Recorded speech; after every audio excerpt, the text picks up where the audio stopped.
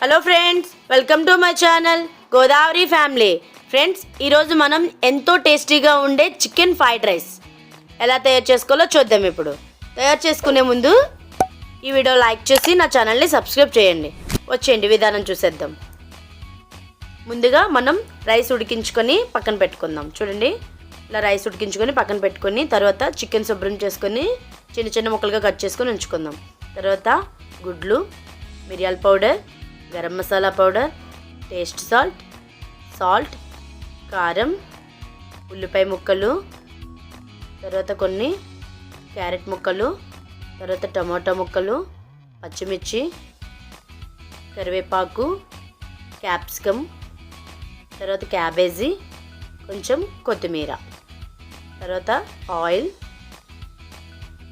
Green chilli sauce, soya sauce, tomato sauce and red chilli sauce, vinegar. చూడండి, మొత్తం అన్నీ కూడా ఇలా తీసేసుకుందాం. తర్వాత చికెన్ ఒక బౌల్లో వేసుకొని కొంచెం కారం వేసుకుందాం. అందులో కారం వేసుకొని తర్వాత కొంచెం సాల్ట్ వేసుకొని తర్వాత కొంచెం మిరియాల పౌడర్.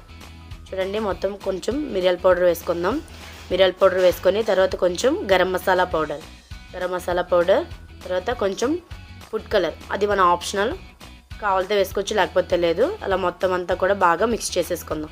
తర్వాత స్టవ్ మీద ప్యాన్ పెట్టుకొని ఆయిల్ వేసుకొని ఆయిల్ బాగా మరిగించుకొని తర్వాత చూడండి, మనం ఆల్రెడీ చికెన్ మిక్స్ చేసుకొని ఉంచుకున్నాం కదా, ఆ చికెన్ అంతా కూడా అందులో వేసేసుకొని బాగా డీప్ ఫ్రై చేసేసుకుందాం. చూడండి, చికెన్ ఎప్పుడు కూడా ఒక 80% ఉడికితే సరిపోతుంది.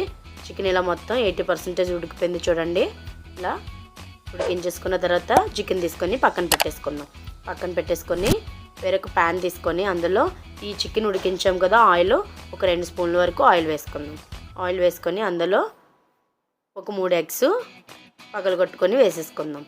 ఇలా వేసేసుకొని చూడండి, మొత్తం అంతా కూడా బాగా ఎగ్స్ మొత్తం బాగా ఉడికేంత వరకు బాగా మిక్స్ చేసేసుకుందాం. బాగా ఎగ్స్ ఉడికిపోయిన తర్వాత కొన్ని క్యారెట్ ముక్కలు చూడండి వేస్తున్నాను, కొన్ని క్యారెట్ ముక్కలు, తర్వాత కొన్ని పచ్చిమిర్చి ముక్కలు, కొన్ని కరివేపాకు, కొన్ని క్యాప్సికమ్ ముక్కలు, కొన్ని క్యాబేజీ ముక్కలు, ఇలా ఇవన్నీ కూడా వేసేసుకొని బాగా మిక్స్ చేసేసుకుందాం. తర్వాత కొంచెం కొత్తిమీర, తర్వాత టమాటా ముక్కలు, ఉల్లిపాయ ముక్కలు ఇలా వేసేసుకొని మొత్తం అన్నీ కూడా బాగా మిక్స్ చేసేసుకుందాం. తర్వాత చికెన్ మనం ఆల్రెడీ వేయించుకొని ఉంచుకున్నాం కదా, చికెన్ ముక్కలు వేసేసుకొని బాగా మిక్స్ చేసేసుకుందాం.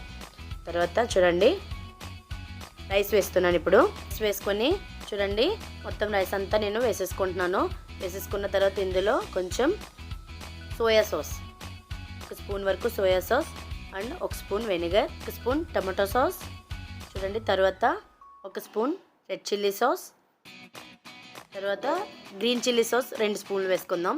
ఇలా వేసేసుకొని మొత్తం అంతా కూడా బాగా మిక్స్ చేసేసుకుందాం. చూడండి, ఎప్పుడు కూడా చికెన్ ఫ్రైడ్ రైస్కి ఫుల్ ఫ్లేమ్లో పెట్టుకోవాలి. స్టవ్ స్లిమ్లో పెట్టుకోకూడదు. స్లిమ్లో పెట్టుకుంటే ఫ్రైడ్ రైస్ టేస్టీగా ఉండదు. ఫుల్ ఫ్లేమ్లో ఎప్పుడు కూడా మనం పెట్టుకోవాలి. తర్వాత చూడండి, కొంచెం చిటికెడు కారం, తర్వాత కొంచెం టేస్టింగ్ సాల్ట్, తర్వాత కొంచెం మిరియాల పౌడర్, తర్వాత కొంచెం గరం మసాలా పౌడర్, ఇలా మొత్తం ఇవన్నీ వేసేసుకొని బాగా మనం కలిపేసుకుందాం.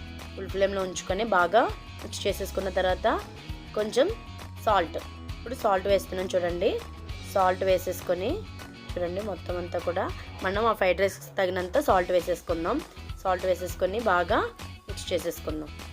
మిక్స్ చేసేసుకొని చూడండి, మొత్తం అంతా కూడా రెడీ అయిపోయింది. ఇప్పుడు చికెన్ ఫ్రైడ్ రైస్ మొత్తం అంతా కూడా రెడీ అయిపోయింది. ఇప్పుడు నేను తీసేస్తున్నాను.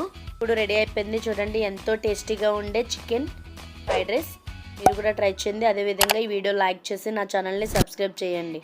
Bye friends.